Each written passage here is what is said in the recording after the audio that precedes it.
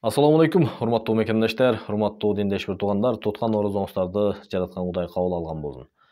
Урматтуу туугандар, акыркы 2-3 күндө Рамазан айынын урматына унчукпай эле турайлы дезе болбостон, кээ бир бийлигибизге пакта койгон пактакорлор биздин досубуз Улукбек Карыбек уулунун кылган иштерин сындап чыгышты. Урматтуу туугандар, урматтуу замандаштар, мекендештерим, өзүңүздөр бир адамдык сыпаттан келип калыс баа бериңиздер. Мына ошол Улукбек Карыбек уулу эркин журналисттин кылып аткан иштерин бирөөнү ушул сындагандар аткардыбы? Жок дегенде бирөөнү аткардыбы? Карап көргүлө. Жок, аткарган жок. Улукбек бардык жерде коррупция, паракорчулук, сапасыз болуп аткан жолдорду элине, мекенине жана бийлигине, динине кызмат кылып атпайбы? Бир калыс баа берип көрбөйлүбү?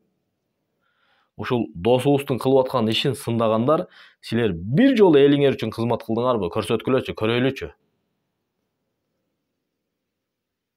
Ошондуктан урматтуу мекендештер, өзүңүздөр калыс баа берип, Улукбек Карыбек уулу эркин журналисттин чыгарып аткан блогдорун көрүп, башка бир туугандар менен бөлүшүп, колдоп, кубаттап туруңуздар достор. Кээ бир надандарга талатып койбойлу. Мен ушуну айткым келди. Орозоңуздар кабыл болсун.